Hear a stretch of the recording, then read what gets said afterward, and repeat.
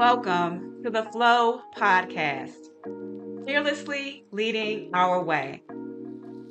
This podcast is a space dedicated to spotlighting the unfiltered voices of Black women in their unique leadership journeys.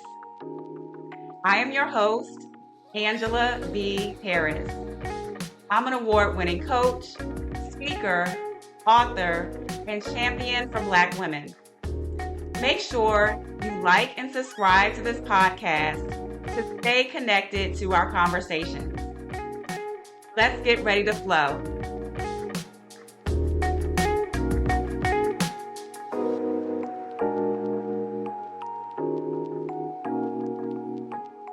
Hey, fearless leaders. It's your host, Angela V. Harris. Welcome back to another episode of the F.L.O.W podcast. We're switching things up today. For the first time, I'm stepping out of the host seat and into the guest seat. This episode is hosted by my dear friend, Gina Gipson, an amazing business strategy consultant and the incredible host of the SET podcast, Sip, Eat, Talk. I fell in love with Gina's spirit the moment I met her, and I couldn't think of anyone better to guide this intimate conversation about my journey. Today, I'll be sharing my personal story from navigating corporate America as a Black woman in tech to surviving workplace trauma and breast cancer. This conversation is deeply personal as we dive into moments of loss, resilience, and reinvention that have shaped me into the woman I am today. I'll also talk about the bold leap I took to leave corporate America and fully commit to my passion for coaching and leadership development through my company, 2638 Management Group. This episode is for anyone who needs a reminder to trust their intuition, bet on themselves, and never look back. I hope my story resonates with you. Let's get into today's episode. Well, here's an unfamiliar voice. This is Gina Gipson. I am the host of the SET podcast where we sip, eat, talk. But today I am the host of the F.L.O.W podcast with Angela because I have been given the extreme honor to be the host of the podcast today. So we can have Coach Angela V. Harris, who is the host of the F.L.O.W podcast, as a guest today. Because guess what, everyone? It's time to hear her story. This is a true honor for me, not just because I admire this woman so much, but this is family, this is sister friend, this is girlfriend time, and we are going to have a good time today. I cannot wait for so many of you to hear her story. I don't just call her friend, but I call her confidant. This is personal, not just professional today. I call her prayer partner. I call her prayer warrior. I call her innovator, change maker, all of the good things. And so, just in a formal way, as we always introduce our guests, I want to tell you guys a little bit professionally about Coach Angela V. Harris, who is a native of Washington, D.C., but has been deemed an official Philly John. As you'll learn, she spent many years in the city of brotherly love and sisterly affection. She is a professional coach. Her focus is Black women in tech. But not to go through all the accolades, but I do want to note that she is Miss Northwest Washington, D.C. 2025. She was one of the top 16 coaches in Washington, D.C. for 2023. In her former life, she has been an IT, a tech professional at a Fortune 100 company. She is a cancer survivor. She is the daughter that stands on the shoulders of giants. She is a philanthropist, but most importantly, she is my sister friend. Welcome, Coach Ange, as I like to call her. Welcome, welcome, welcome. Thank you, Gina. Can I just like take you everywhere I go to be this personal intro person, hype woman? I'm a good hype woman. I'm a good hype I woman. have my tissues. I'm already starting to tear up. Let's get that introduction. So let me get my tissues out. I love you so much, friend. I am so thankful and honored that you would choose me to sit in this seat today. I know sometimes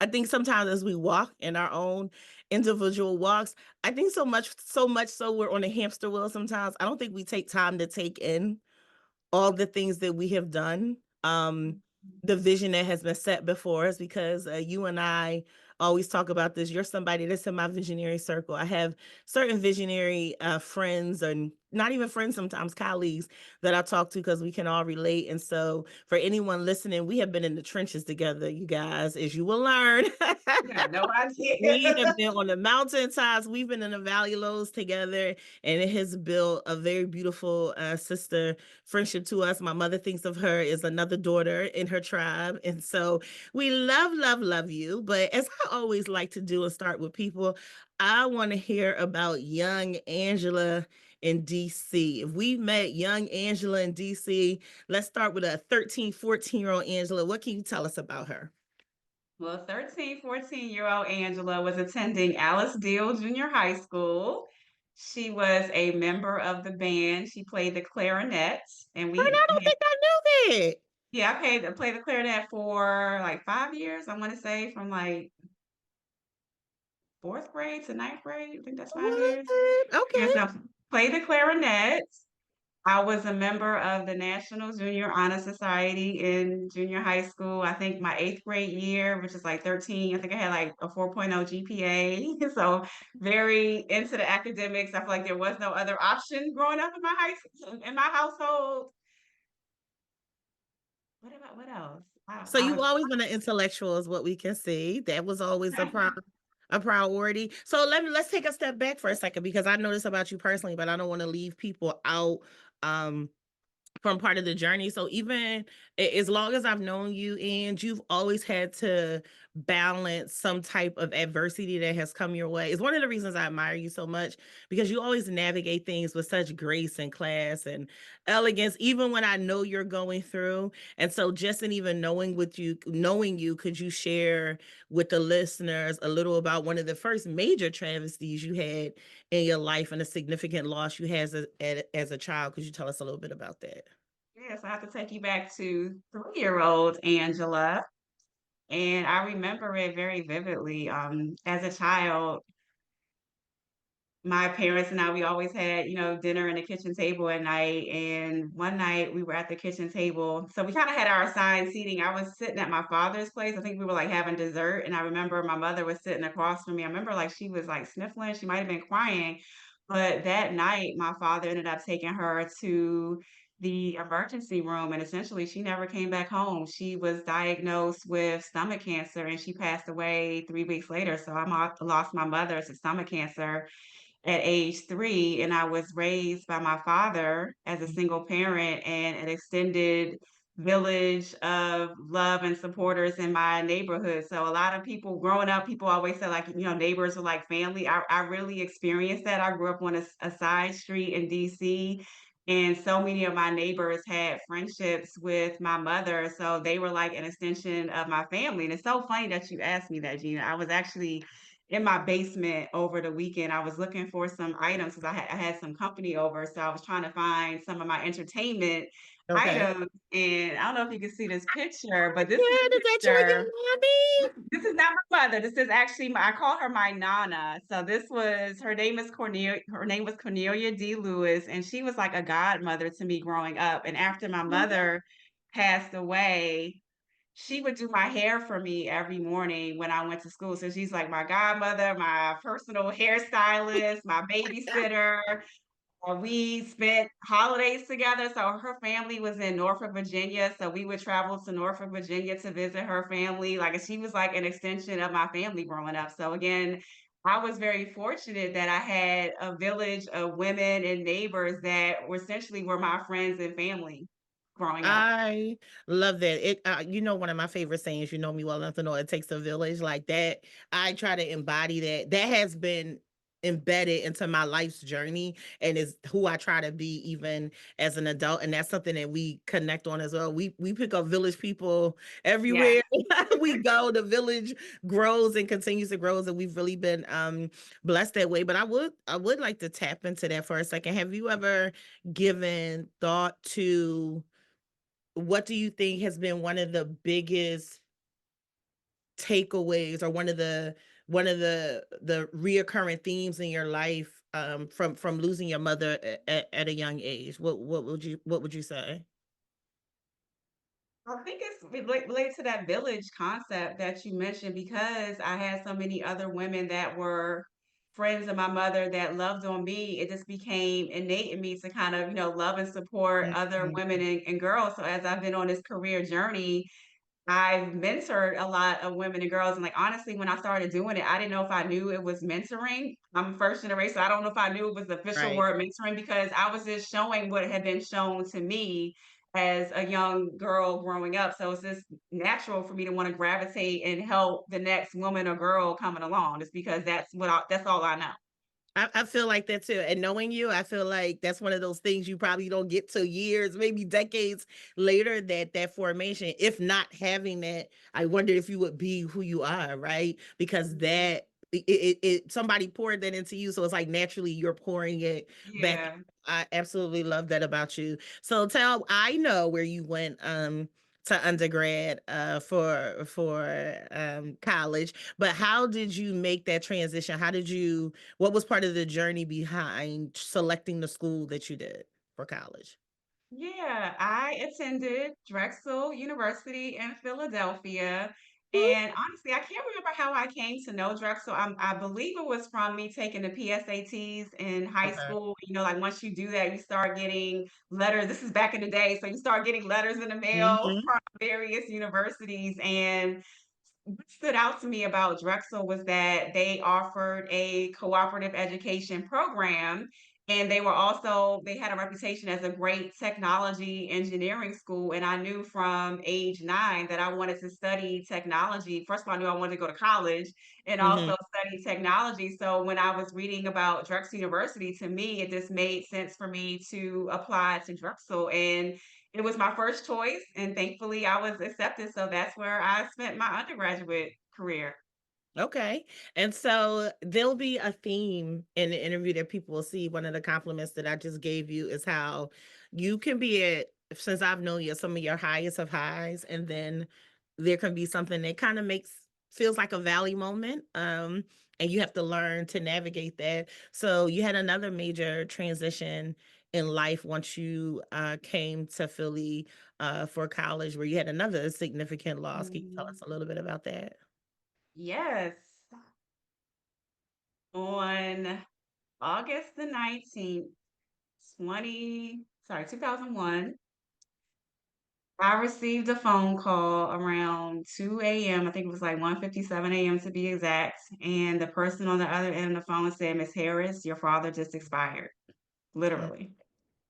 And my father was first diagnosed with prostate cancer when I wanna say maybe ninth or 10th grade, and he never really told me it was cancer. He told me, he had to have surgery. He probably didn't tell me it was cancer because of what had happened to my mother, so he probably didn't want me to worry about him. So, diagnosed with cancer, never really told me the full extent of his, health situation, but obviously the cancer came back and metastasized, and it was October of 2000. I remember I was coming home for Thanksgiving, and my father wasn't home when I got here. I spoken to him early in the morning. He was asking me, what I wanted from the grocery store. So I gave him my, shopping list, and I came home, that evening and drove down from Philadelphia, and he wasn't here. So I'm like, that's not like him. Like, and so Mhm. something that said call the hospital, and I called the hospital, and I found out my father had had a heart attack when he was out shopping and was taken by ambulance to Wow. the hospital. So he had a heart attack.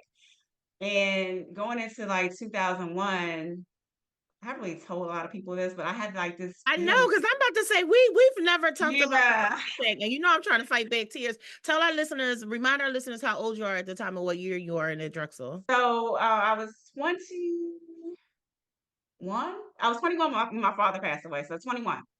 So going into 2001, like I had this feeling or like this voice saying like you will be planning a funeral before the end of this year. We're gonna tap into that in a minute because you have that voice a lot.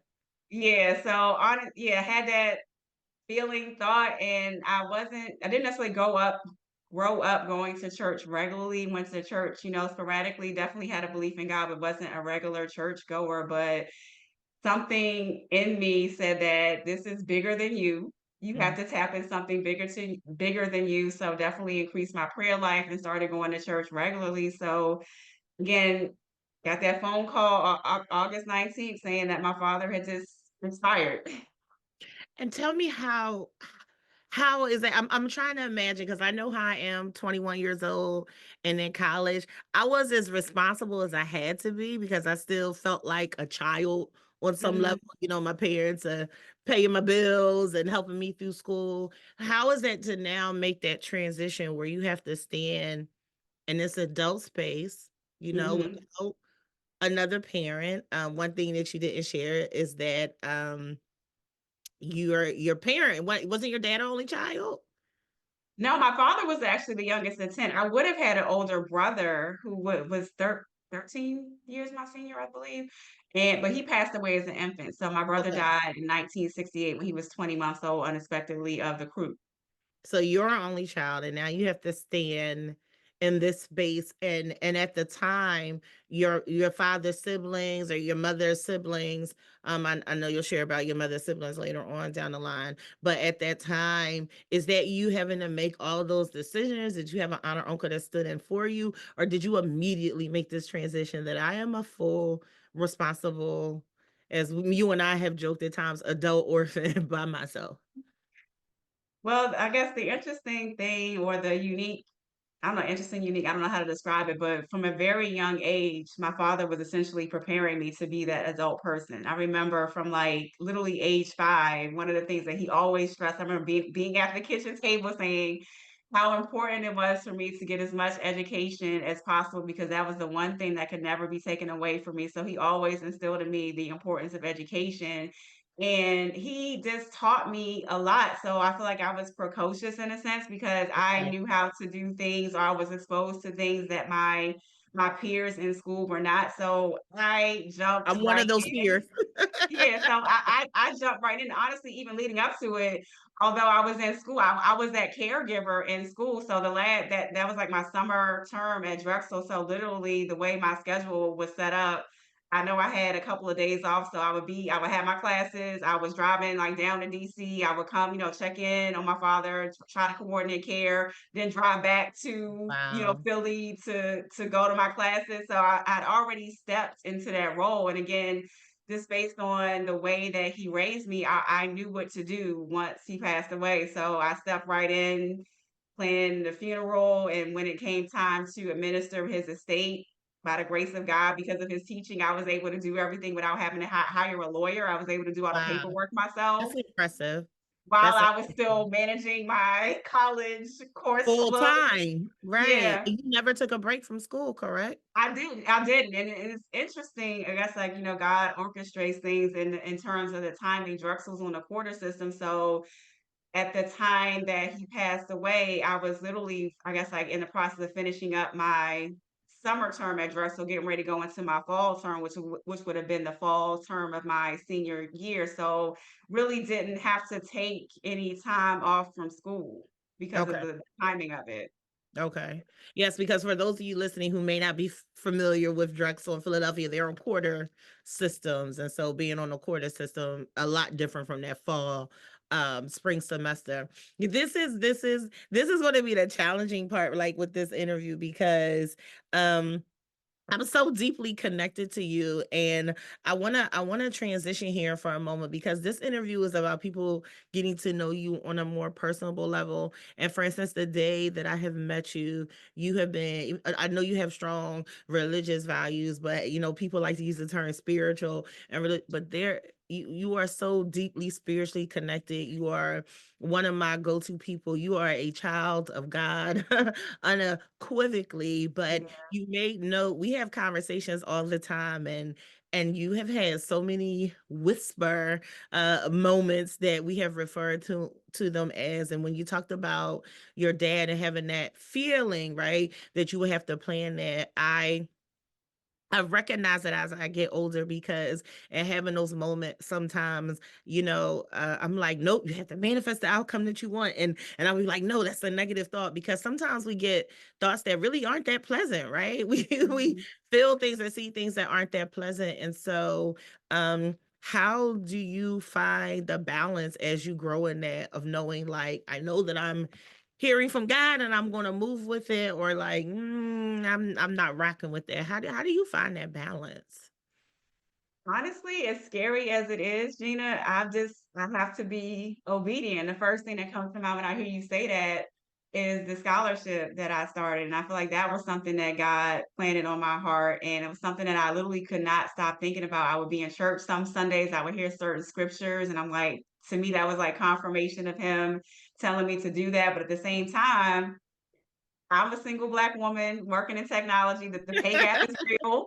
I Right. also like to travel, and like as Kevin Hart said, the way my bank account is set up, so Set like up. all those things are, going through my mind. And like I said, at the same time, it was something that I just could not shake, and I just really felt compelled to do it. So I feel like when God gives me those whispers or that thing to do, I feel compelled to be obedient and act upon it, as scary as it is. Right. And one thing we always talk about is that we both feel highly confident in the fact that God is provisional. Like, you can get these things that seem so, like, first of all, I don't even know why you're giving it to me, because I got like $2 right now, and Right. it's like a $20,000 dream. But what we have both learned over the years is that God is very provisional, and things will align when it's something you're supposed to be doing. It doesn't mean it comes easy and everything goes off without a hitch, as we have learned, but those doors were open and things will align with it, that you know that, like, you're on the right path. Let's stay there for a minute, because in your introduction, I noted you being a philanthropist. And so, why don't you tell us, our listeners, about the Angela V. Harris Scholarship Fund? Well, in 2017, I took a plunge. Well, let's just give some additional context behind it. I'm a first generation college graduate. I shared with you how my father passed away at the beginning of my senior year in college, and while I was a student at Drexel, I received a small grant for my tuition, but it did not cover the entire amount of my tuition. And my father was a steward of his money. It was always his intention for me to attend college. So he made provisions to save my education. So he was literally using his retirement savings or retirement money Mhm. to fund my college education. And after he passed away, I remember calling the financial aid office to say, hey, both my parents are now deceased. I had been working part time for my co op employer. My first day back to work after my father's funeral, they laid me off. It went, sorry to hear about your father, but we have to let you go. So, no parents, no Um, scholarship, no job. So, I'm like, let me go to the financial aid office. Like, clearly, hopefully, there's something that they can do to help me out, because this paid for a funeral, I got tuition, living okay. costs, all the things. And I remember the person on the other end, and perhaps I wasn't in the best headspace or didn't have the right language to have the conversation, but I was doing the best that I could at the time. And I Hmm. remember, sharing my situation with the person on the phone. They were like, well, sorry about your parents. We can give you a loan. And I'm thinking, like, you just had a meeting with the seniors saying that the economy is bad. You aren't certain if we're going to be able to find jobs after we graduate and spend 5 years at Drexel, all this money, and we might not have a job. So to me, it didn't make sense to take on a loan, not knowing if I was going to have a job to even repay this loan. Wow. And so thankfully, again, my father was a steward of his money, and I was able to finish Mhm. my studies at Drexel. And thankfully, I even finished the term early. But that Okay. experience just made me think or wonder, like, I want to be able to help a student at some point in my life. I don't want another student to hear there's nothing we can do. Here's a loan implication. Right. Yeah, yeah, and I also just recognize, my privilege in that situation. I didn't have to drop out of school. I was able to, graduate and get my degree and eventually start my career. And you don't really know how a person starts a scholarship, because from my perspective, you only hear about the Oprahs and the Bill Gates Right. that are making these billion dollar donations to universities. Those are the only stories that you hear. So for the average person with the Kevin Hart bank account, it just seems unattainable. And by that time, I gotten re-engaged with the university. I'd served on my college alumni board, and someone from the university had reached out to me because they wanted to understand what my experience was like being on the college alumni board. and that person worked in the institutional advancement office at the Okay. university. That's the office that handles like the gifts and the fundraising. And I just took it as an opportunity to ask, like, how does someone start a scholarship? Because it was also around that time, like God had put it on my heart, like it's something I couldn't stop thinking about. And so that's when I learned that at Drexel, they have something called a current use scholarship. And if you fund it at the $5,000 level, you can put specific parameters on it to ensure that your wishes are met. And so for me, I'm very You're passionate about earmarking it, so supporting to speak. Okay. Black women in technology. So I knew I wanted a student to go to someone like me. Hmm. And so literally just knowing that, I said, okay, I have to take this plunge. I just felt compelled to take this plunge. So as scary as it was, I wrote a check for $5,000 to start a scholarship at Drexel University in So, 2017. and tell us how it has grown since 2017, the Angela It V. has grown Scholarship. tremendously. So for me, I'm always, we spoke about this at the beginning of our interview, but like I'm always thinking about the next thing. How can I make an even greater impact versus what I'm doing now? And I knew that I'm only one person, but there's power in numbers. And as I started sharing with people that I started a scholarship, like, oh my God, that's so great. I want to be able to support you. And at the time, they would have to write a check to donate to the university. Like nobody writes checks anymore. And so initially I went back to the university. So like, hey, I have all these people that want to, support the scholarship, but they don't want to write a check. So initially they created like a donation link for me. And then again, still thinking big, I'm like, okay, my birthday's coming up. I want to challenge my family and friends to donate to my scholarship instead of donating or giving me gifts and money because I feel like I have everything that I need. Like I just want to be able to help another student. And so I go back to the university again, say, hey, I have this great idea, this big idea. And I remember I'm on the phone with them. I'm like, yeah, I want to challenge. I've never done any fundraising before, but I want to challenge my family and friends to raise or donate $5,000 to my scholarship. You can kind of picture the person's face on the other end of the phone. She's great, but we've never done this before, so we don't want you to aim too high and under deliver. But I'm thinking like God has told me I know this what I is heard. what is going to happen. So like I feel like I know I'm confident in what I'm going to be able to do. So I'm like, okay, fine. We'll go with your plan. So instead of making the overall goal, 10,000, they's like, let's make it, 8,000. And I'd already made my 5,000 contribution. And I had like maybe I don't know, like 1,200 additional that I'd already raised. So I think I only had like 1,200 to get to like the $8,000 mark. And they were gracious. They created like a GoFundMe type Yeah, page for my I birthday. And remember. so my birthday is on November the 8th. My fundraising page went live November 1st, 2018. Before November the 8th, I'd already hit the $8,000 mark. Yeah. So they came back and they was like, well, $8,000. Provisional. Provisional. You 8,000, so let's go for the 10. So in my mind, I'm thinking like, I already told you that from the beginning. Like, okay. So it was literally December 31st of 2018. I was $40 away from the $10,000 mark. And my whole fundraise was basically just me posting on social media talking about the scholarship. So that's how I was raising money. And so I did one last post on social media. So like, hey, it's December 31st. My fundraising campaign ends at midnight. I'm $40 away from my goal. Can you help me? Somebody made a donation and I hit the $10,000 Imagine. mark. And I've continued with that trend since then. And when I was working in corporate America, I was able to take advantage of my company's corporate matching program. So to date, I have awarded over $120,000 in scholarships to Whoop, students at whoop, whoop. Drexel University, which Yeah. initially started with one $5,000 contribution. I love it. I love it. I love it. And so I know we've kind of got jumped to the sky, but I wanted to stay in that vein while we were discussing that. And so you've given us the history. You told about the unfortunate loss of your dad and triumphing through that to finish school and finish a semester early. And so from the time that you graduate, um, I'm going to fast forward to when I met you in 2016 and you were working for a healthcare company. What was you came in, you knew you wanted to be major in information and technology. And so tell me briefly about the journey from graduating to getting where you were with the healthcare company. It was not a straight line. It wasn't the career ladder that we are always taught in some instances. For me, as a Black woman in technology, that career ladder didn't exist. And there's also this concept of the broken rung as relates to women in leadership. So there was a lot of bumps, detours, dead ends, anything you can think of. It In was between. not the journey that I envisioned. Again, I'm first gen, so I kind of went into it, I guess, like, bright eyed, bushy tail. I had my degree. I went to Drexel. I have, graduated with 18 months of work experience. So I'm ready to hit the ground running.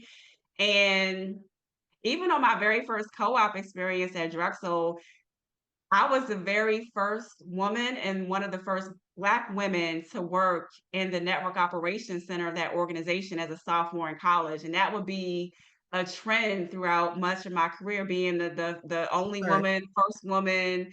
And it wasn't an easy road. Didn't have mentors, yet alone sponsors. And as I was trying to grow and move up to that next level, always being told, well, you don't meet the competencies or you need more skills and qualifications. Meanwhile, the people that were telling me that sometimes didn't have college degrees or had unrelated college degrees. Stop triggering me. Stop triggering And me. they were only in those roles because of who they knew. And so I share a part of my journey. Drexel, we have a Black Alumni Council. We actually just celebrated 10 years. And so we published an anthology, an award-winning anthology in 2022 called A Legacy to Share. And I'm one of the contributing authors. And I share my journey of navigating, corporate America and life as a Black woman, first generation, graduate. So I talk about one instance where I was working at that healthcare company and I could not necessarily get the title of a project manager. I was hired on initially as a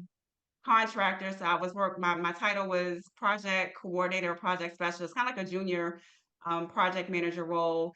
I had my master's degree by that time. I was in the process of preparing to take my project management professional PMP I remember. certification. Hmm. And I remember that I'd been reorged under a female manager, and she wanted to hire me on full time. And I'm like, this is great because I wanted to be a full time employee versus being a contractor. And she knew that I was studying for the PMP Hmm. exam. And I was also managing some smaller projects. I was kind of working in dual capacity. I was kind of a project specialist slash project manager because I was managing some projects. Okay. And I'm pretty sure you've heard the research that says women will only apply for jobs if they meet 100% of the qualifications. So when she said that she wanted to bring me on full time, I said, I want to be hired as a project manager. And I said, I'm already managing projects. I'm studying for my PMP. I've been working in the industry. I have a master's degree. She flat out told me no.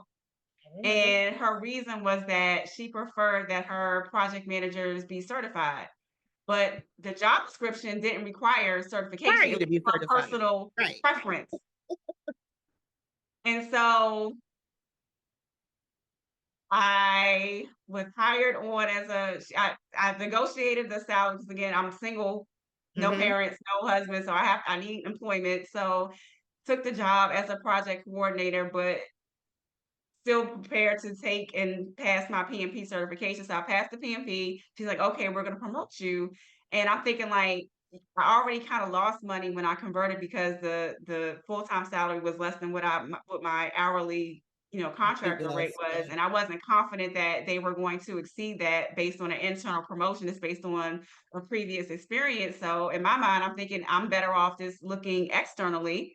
So I started looking externally, interviewed for a job, got an offer. So I go to resign. And she's like, oh my gosh, I can't afford to lose you. What's it going to take to get you to stay? So long story short, I was able to negotiate, ended up staying with that company. But in the midst of all that, this same manager during one of our one-on-ones had said that she was bringing on an external hire as a project manager who wasn't certified. But she said, I just want to give her an opportunity. And let's Right. just stay here for a minute because This is the experience of so many Black women across so many professions. And Like can I just say, it was a Black woman that did this to me. I was just about to get, because I remember this. I was just about to go there. And I was going to say, it's so disheartening because I have experienced it from people who didn't look like me in leadership and people who did look like me in I have leadership. too. And Yeah, I've had it on both sometimes ends. the Both people ends. who looked like me in leadership, it was some of the harshest, right? And so I appreciate who you have grown to be. And I appreciate people who recognize um I appreciate people who recognize who they've been called to be, or who they decide to step in the role is, because you and I spend so much of our lives just trying to share. Like we just want to share with people. Like Mhm. I don't want you to tumble through the same way Right. that I Yes. did. I don't want you to have Yes. that experience. Let me equip you as best that I can. Like, and I hope that anyone listening to it, you don't have to start an organization, you don't have to have a nonprofit, a business, you don't have to be a coach. But for anybody listening, if you don't take anything else from Angela's story, just sow into another person, sow into somebody behind you. If you have an opportunity, somebody comes across your way to mentor the, we need support. It gets me very emotional. We need to support each other and what we go through. That's one of the ways that Angela and I have grown together. We have this thing now as friends that we do, like we both can't be down at the same time, even when we're down.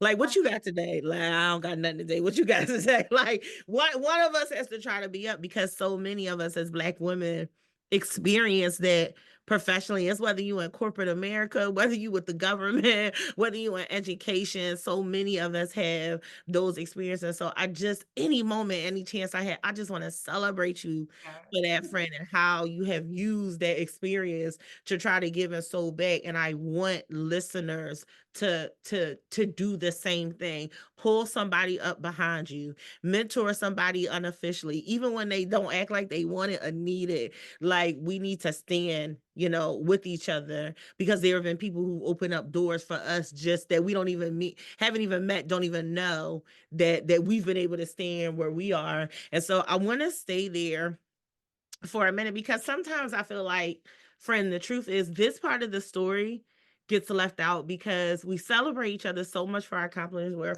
phenomenal rock stars. You're doing this thing.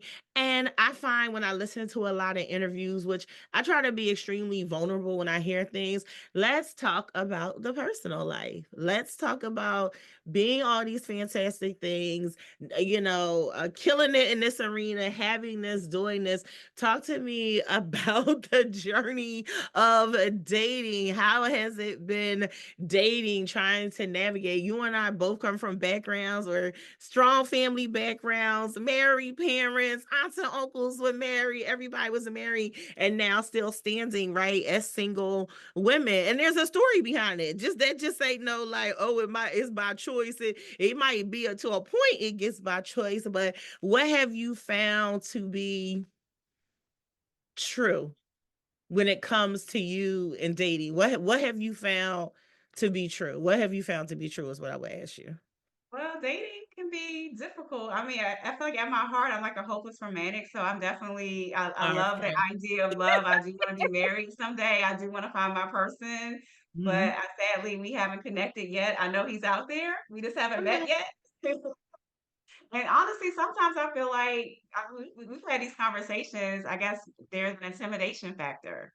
Mhm. And Hate that some word. men, Don't you hate that word? Why have they attached that to yeah. us as Black women? Like, why does it have to be? My friend's sister-in-law said one day, and I could appreciate that. A family friend of theirs was going on about something with regards to women or women and dating. And she said, I want you to stop punishing these women for being who you could have been. Ooh, what?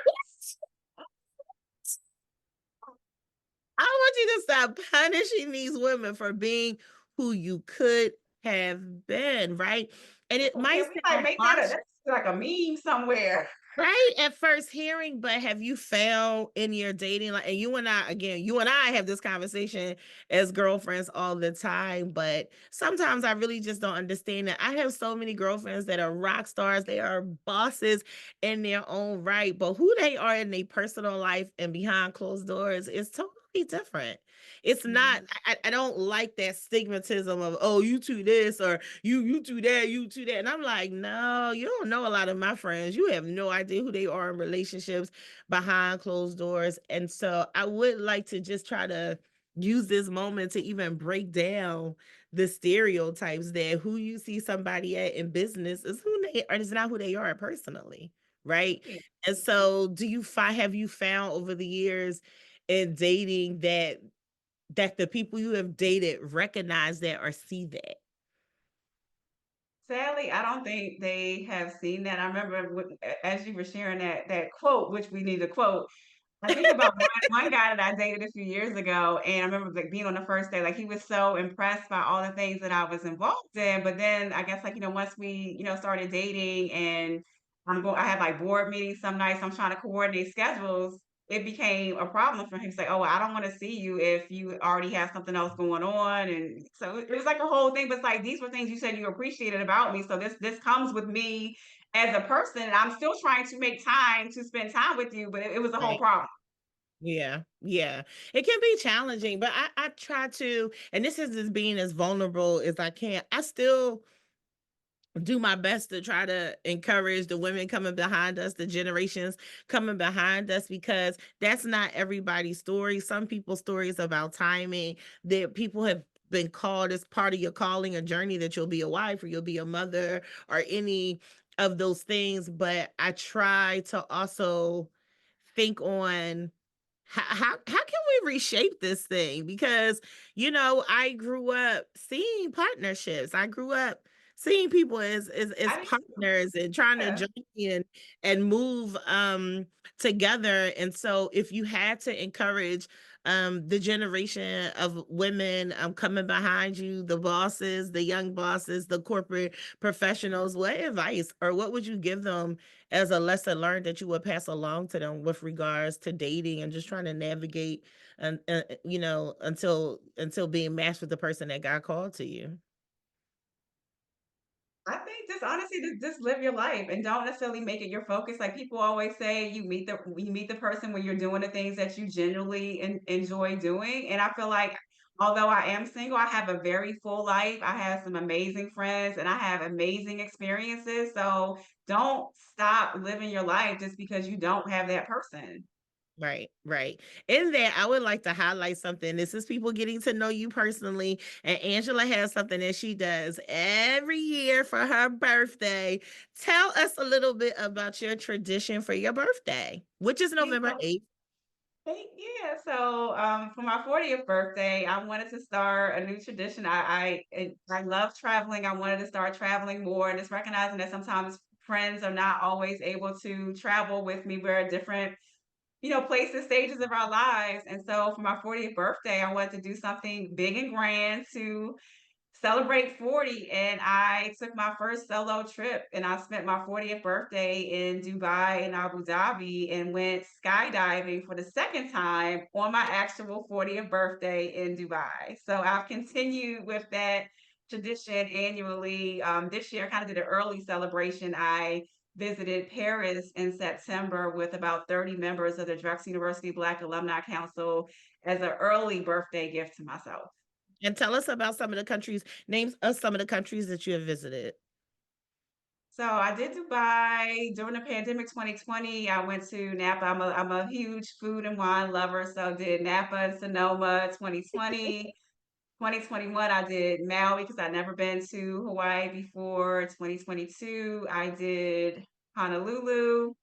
23, I was in Georgia, Chateau Alon in Georgia, again, wine lover, so I wanted to do something kind of self-care, pour back into me, do mine. And this year was early trip in Paris. We did a Black experience in Paris tour. So it was really amazing. We got to interact with an author, American author living in Paris named Jake Lamar. He came and did a talk for us. We saw a Black documentary film that was Love it. produced about Black Americans that had lived in Paris. We explored the streets like we were Parisians, but they had us on the metro over there. So we definitely saw a lot of the city.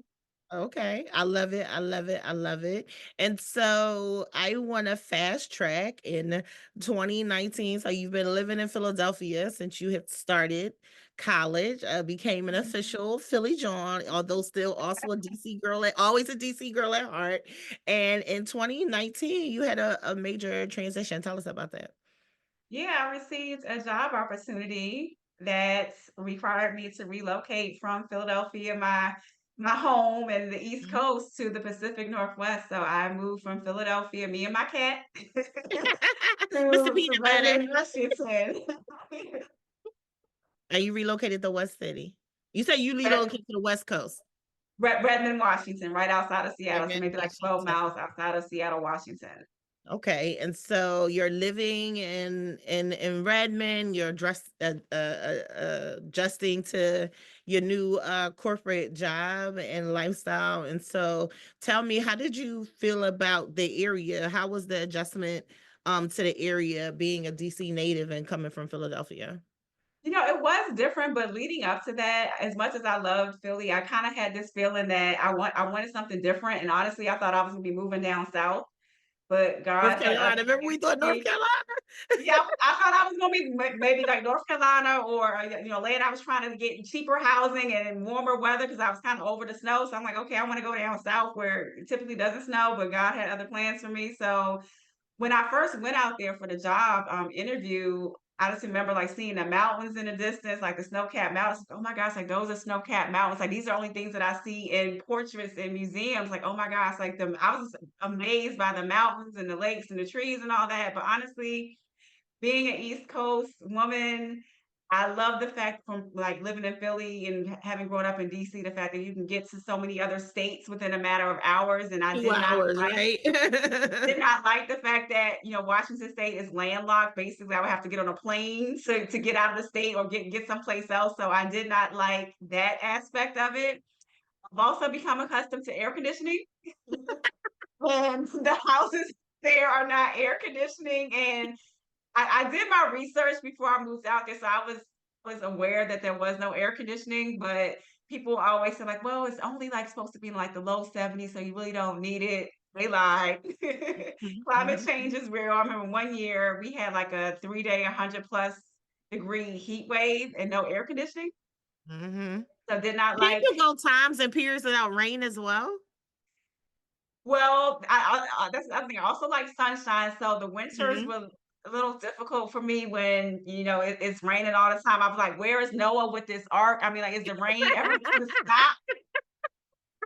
So that was difficult for me. I take vitamin D. I had the sunlight on my desk, and that didn't help. So yeah, it personally, it was not for me. I know some people that go there, they absolutely love it. It was just not for me. Right. So here comes the tough part, right? That's tough. It's still tough for me to even talk about. Um, so in 2022, 2021, you guys, I joined her on the East Coast because I took a job in the Oakland, San Francisco area. So now we were not that far from each other and would see each other. And I can tell you one thing we loved about Washington, they have great wineries, you guys. Great wineries. And so during that time it started to be even before we get to the big C, um things started not being so great for you with regards to the job and where you are mentally. Tell us a little bit about that. Yeah, that's oof. No, that's what I said. It's the tough part, friend. I know. Yeah, so things were not great for a variety of reasons. I remember the first group that I was in, I got reorg 3 times in under a year of being there. So that was kind of difficult to navigate. And also just recognizing that although I had negotiated my offer coming into the company, recognizing that I was brought in under level. So recognizing that I should have been at least one salary level higher and trying to get promoted, and also dealing with those reorgs. Remember, like the second manager, when I shared my development plan, which included working towards getting promoted, that manager never even took a copy of my development plan. And then when I approached it with the third manager, she was a first time manager. And we talked about the unrelated skill set and background to the team that you're managing. She was all those things. She was managing a team of program managers, had no certification, no Mm. project program management background, spent most of her career, I want to say like the finance area, but you're managing a team of program managers. And so when I presented my development plan and talked about, promotion, she's like, well, you have to show you meet the competencies for promotion. And in my mind, Don't I'm you thinking, hate corporate jargon sometimes? Corporate okay, jargon. I'm having this conversation with you if I wasn't sure that I exceeded the competencies for promotion. So I went through the exercise of mapping out my competencies to the job qualifications, and some of the things that I was doing externally for me qualified as the competencies. Like thought leadership was one of the examples, and at that time I just been um, brought on at to the advisory board of a university. So to me, that's an example of thought leadership. I was speaking on panels related to technology and the technology industry. To me, that's thought leadership. She came Yes. back and said, "Well, it doesn't matter what you do outside of these walls. It has to be done within the company walls." And then she proceeds to give me a list of courses to take to kind of make myself more marketable. And I had to explain to her. I said, "I'm PMP certified, and one of the requirements of me maintaining my certification is to complete continuing education. So Right. the classes that you have on this list, I most likely have completed them or something similar, or I will be completing them to maintain my certification." So basically, she was giving me this laundry list of things for me to do to be deemed not even worthy, but to kind of show that I might be ready for promotion. I was like, I'm not doing that.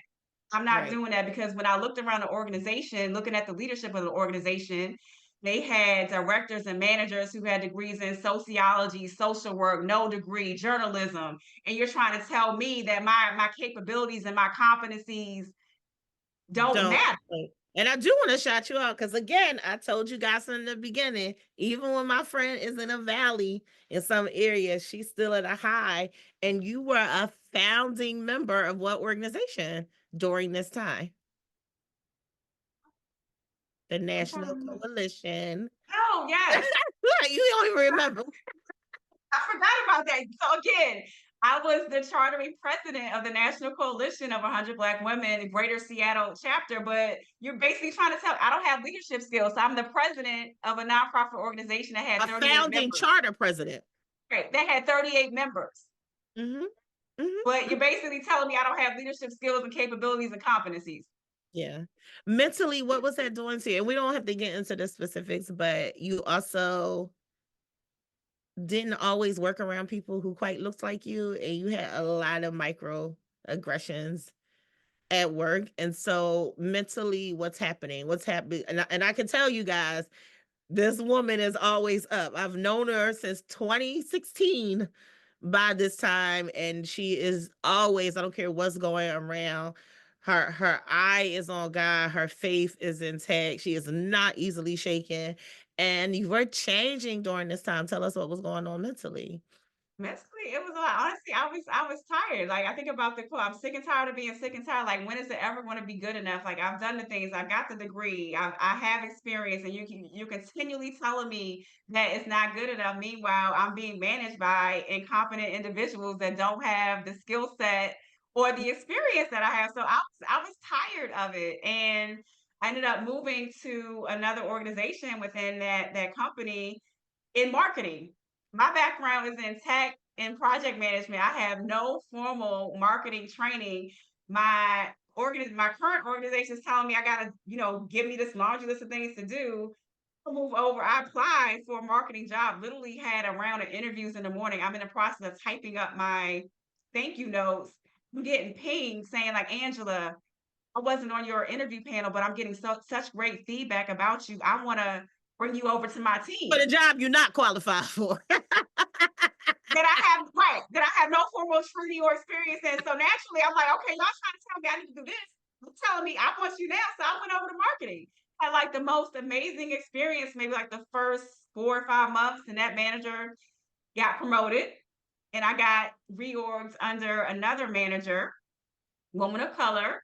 And honestly, from my very first interaction, I didn't have a good feeling about her. And I tried to connect with her. Like I Don't you? sent her That my just hurts me. resume, That hurts and me so much. Oh, yeah, that hurts me so much. and That didn't hurts me get so good much. energy from her. And then not long after that, we were in an all hands meeting, and she made some very offensive comments along with other leaders on the call. Virtual meeting made some very offensive comments that left me that literally shook Mhm. me and left me feeling extremely unsettled because I was the only black person on her immediate team at that time. And it's like when someone shows you who they are, believe them. So you clearly show me publicly that you have a bias against black people, and I'm the Mm, only black person on your team. I don't feel comfortable working under you, knowing that my career is essentially in your hands. right. And I was really never able to recover from that incident. And I just remember this having this very unsettled feeling in my body. I was absolutely miserable every single day. And I'm past 40 at this point. So in the midst of all that, I had my first mammogram. And the doctor said, like, okay, this is your first mammogram. We want to get a good baseline for you. So we want you to come back in 6 months so we can kind of have something to compare. And I go back for the second mammogram. And they're like, okay, we see something that wasn't here 6 months ago. We want you to have a biopsy. So they're telling me like, 80% of biopsies are, what is it, benign. So I'm trying to, I remain remember us having positive. this conversation, and I feel like I was like, "Oh yeah, friend, we're gonna pray about it," but you Right, good. right. So I'm trying to, stay positive. And I get a phone call after, having a biopsy. And I remember the nurse was on the other end, and she was like, DCIS. And I'm like, okay. And basically, she's telling me that I have early stage breast cancer.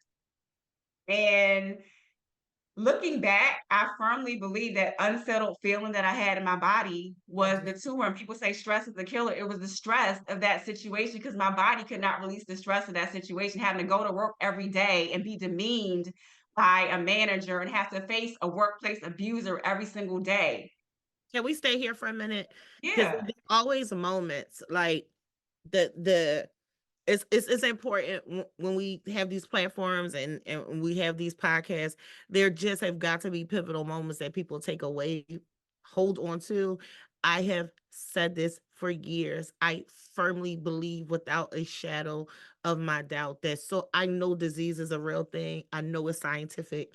I know it can be studied, but I am a firm believer but that a lot of disease that appears in people's body is because of stress, Yes. it's because of unforgiveness. Yes. It's because of depression. It's Yep. it's it's like we Yep. hold these pockets that just Yep. become nesters for things to grow. And so the takeaway, I get so emotional talking about this because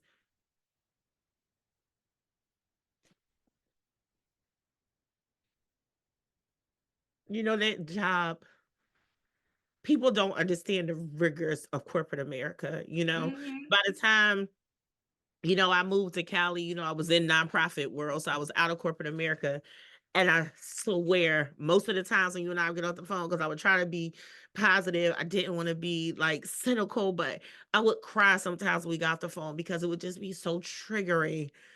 Me remembering when I was in corporate America and just those feelings like this is some bull. I wish every woman and every person of color that does not have to go through this because we are so much more and have so much more Yes. value. I think your Right. story Right. is so many people's story, whether it's cancer, whether it's depression, whether it's now an allergy that they have or lupus or whatever Yeah, the so things many and are. fibroids, because You in the understand? midst of all that, also Oh, had a hysterectomy. So I've been dealing with fibroids since 2008. I had my first fibroid surgery, but also just looking back and knowing what I know now about how the body keeps score, I just wonder if all my fibroid issues were the results of the 24 years of toxic work environments from working in corporate yeah, America. yeah, yeah. We've had this conversation. I'm with you, and so I just want listeners to know when people tell you it's important that we take care of ourselves and to bring as much joy, like I know it's not easy. You know, like Angela are both on here, single women, sole breadwinners, providers.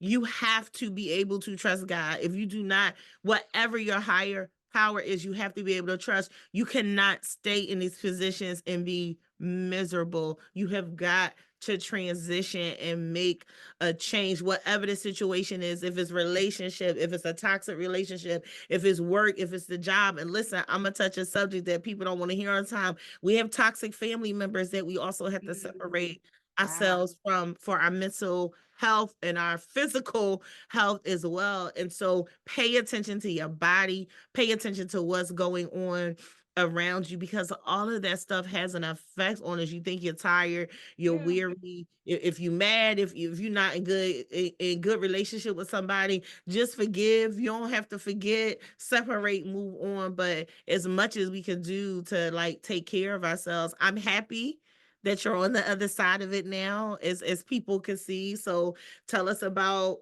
the journey from getting through that, because I firmly believe getting through that is what gave you the strength for your next chapter. I'm a firm believer of that, even though you may not disagree. So let's talk about that. Yeah, when you talk about the mental health, so like in the midst of the cancer diagnosis, get through the surgery and the treatments, and 7 months later, my therapist diagnosed me with work-related depression, anxiety, and PTSD. And talk about being a high achiever. I guess like I didn't even realize that I was depressed. Like I knew I was miserable. I knew I hated that job, and I was doing everything to try to get away from that team. And honestly, I'd applied for 10 internal jobs in under a year and got not one of those 10 jobs, and some of those, even some external opportunities. And I remember seeing something last year on Pinterest that said, when it's God, it flows. When it's you, it's forced. So I was forcing myself Mm. to try to stay in a situation that God no longer intended me to be in. And project manager by trade. So I'm like, I'm trying to work my plan. Like I knew at some point that I would be pivoting out of corporate America, but it's like, okay, I want to build up the business to a certain level. I want to, try to play it safe, or, follow the right path. Like check all the boxes, but God had other plans for me. So Yep. once the mental Provision. health diagnosis came about, and also my primary care doctor said the only way you can go back to work is if you're medicated. I'm like, I've never had to take medication a day in my life to go to a job. I'm not going to start now. That's right. Thankfully, I already had my business structure in place. Said, done. I'm done. This job is not going to kill me. So I resigned and went into my business full time as of And what October was your of anniversary? We 2022. we just celebrated it. What was your anniversary? October 24th was my I guess like my 2-year quit anniversary. And honestly, We the love it. 4-year anniversary of the company was October 15th. So I started the company October 15th, 2020. Not knowing that 2 years later I would need to pivot into it full time. So when they say build a ship, build a boat before you're ready, that's essentially what I Right. was doing. And so you left and transitioned, moved back. We both moved. I moved first. Mhm. I moved first. We both came back to East Coast. I was back in Philly. I came back November, officially November 2022. Unofficially September, officially November Okay. And 2022. I came You back back to in DC January? January of In January 2023. 2023. Literally orchestrated a cross country move in the span of Yes, 3 weeks. you did. I came home beginning of December to visit family and friends. I'm like, you know what? And my body was like, you do not want to be in Washington State any longer. I came back, got on the phone, planned to move, and was out in 3 weeks. Mr. Peanut Butter was ready. That's the cat. Mr. Peanut Butter that moved to Washington and back to DC. And so, friend, here you are. I hope I love this because I know people can read your bio and see all those things, but I feel like the things we talked about today is this is really the heart of who you are when people see you. You know, you see people advertising for coaching sessions and things of that nature. You can trust this woman. She is who she says she is. She does not just talk the talk, and the truth is she don't even talk the talk like she could and telling her story, but you know she walks the walk. You care so deeply. You want to see women win. That has been always part of your platform. from the day that I met you. I'm so honored that you let me sit in this seat today. I'm going to sing your praises anytime I can. As I was telling you, we have a colleague in common, and I was talking to her literally this morning, and she's like, "Tell Angela she is such a rock star." I went to an event, and everybody was asking me if I knew her because you have a light that just radiates, and so I know that my hope is that in hearing this interview and getting to know you a lot more personally, like, Frey, you've been through the fire, girl. You been through multiple fires. I'm talking about the whole dang on building, and you always come out on the other side so gracious. I've never known you to be a bitter person. I've never known you to be a grudge holding person. You just take it and you keep going. And so just want to celebrate you and tell you how much I love you. I appreciate you. I just honor you every time I can. Thank you, Gina. And I couldn't think of anyone better than you than to have this conversation with. So I'm so honored that you accepted the invitation. Without question. So, if you had to give closing thoughts today, what is the takeaway, if nothing else, people have got to come into your personal life, right? It's a very vulnerable time because we don't have to do that, right, as professionals, but you're also a spiritual woman. And so you're always going to share your journey. And so, if what is the takeaway? If you could leave people, what are the final words you'd like to leave your audience with today? Say, don't be afraid to bet on yourself. I remember when I was making that pivot or, planning to leave Washington State to go back to Washington, D.C. I went to a retreat, a women's retreat, and we had like this ceremony where we kind of made this proclamation. I remember saying that I'm leaning into my intuition, betting on myself, and never looking back. Mm. And it's been 2 years, and I've been doing all that. I'm not looking back. There you have it, the Flow podcast with Angela. Thank you for joining us today. And thank you for interviewing me, Gina. Hey, fearless leaders. Are you ready to align your career with your purpose? If you've reached a point in your career where growth isn't just about titles and paychecks, but about making a real impact, it's time to dig deeper. Imagine having a career that doesn't just look successful on paper, but feels fulfilling and aligned with your personal mission. As a certified coach with over 20 years in corporate as a Black woman in tech, I know firsthand the unique obstacles we face and the power that comes from leading with confidence and purpose. During our work together, we'll define your personal values and align them with your career goals, address self doubt and strengthen your self belief, and build the tools you need to lead authentically and confidently. Let's work together to redefine success on your terms. I see you and I understand your journey. If you're ready to get started, visit AngelaVHarris.com today to book your free discovery call. Can't wait to work with you.